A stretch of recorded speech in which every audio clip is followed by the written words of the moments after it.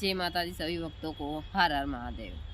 आज मैं तंत्र में जो आप लोगों के लिए लेकर आई हूँ वह है भूत पिचास डाकनी साकनी।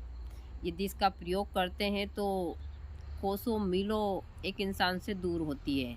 देखिए, मेरा काम है सही चीज़ों की जानकारी देना, करना या ना करना आप लोगों के हाथ में है।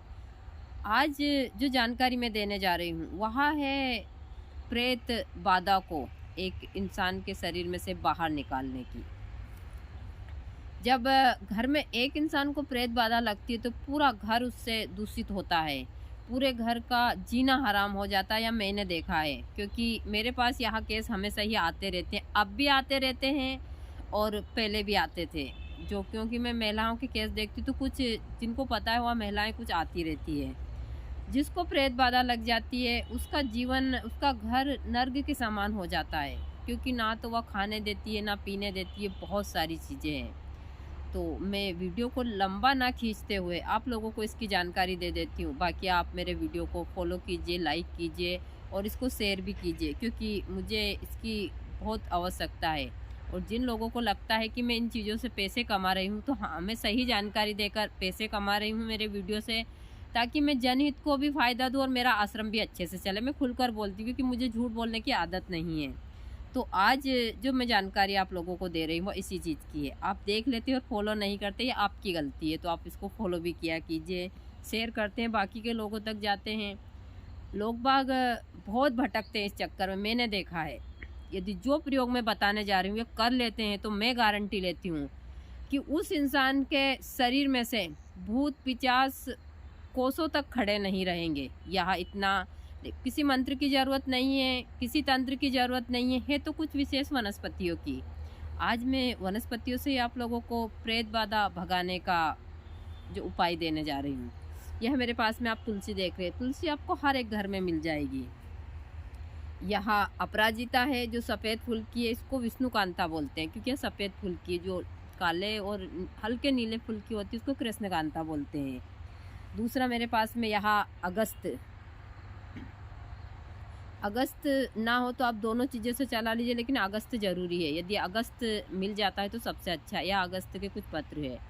अब मेरे पास में इतने सारे पत्र है, आपको एक दिन के लिए यह दवाई बहुत है। और यह प्रयोग आपको कंटिन्यू 7 दिन तक करना है। और 7 दिन के बाद भी आपको बढ़ाकर इसको 8-10 दिन तक भी कर सकते हैं, 15 दिन तक भी कर सकते हैं। इससे कोई नुकसान नहीं है, यह मैं बोलती हूँ।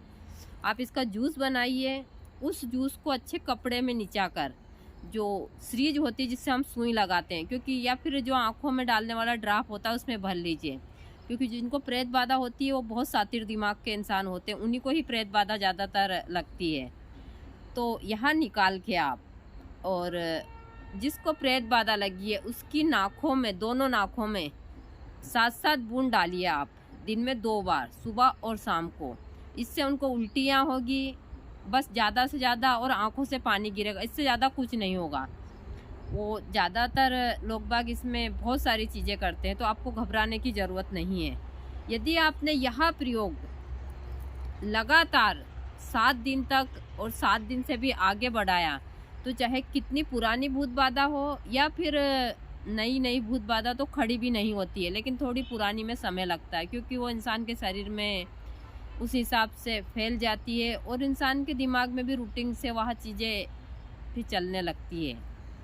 तो ऐसी बहुत सारी चीज़ें हैं जो आप घर बैठे ठीक कर सकते हैं। या ऐसा नहीं है कि साधारण सा मैंने बता दिया तो भाई मैंने झूठ चाट नहीं बोला कि आप उस नक्षत्र में लाओ ये सारी चीज़ें। यह एकदम सरल और बहुत, मैंने हज़ारों मरीजों को इससे ठीक किया है और अब भी मैं कर रही हूँ इस चीज़ों से। तो आप लोग ज़रूर कर देखिए। यदि आपको अगस्त, क्योंकि अगस्त बहुत कम जगह पर मिलता है, तो अपराजिता और तुलसी पत्र, इसमें 2-3 काली मिरी मिला लीजिए आप देखिए कि भूत बाधा कोसों तक खड़ी नहीं रहेगी। या प्रयोग कर देखिए।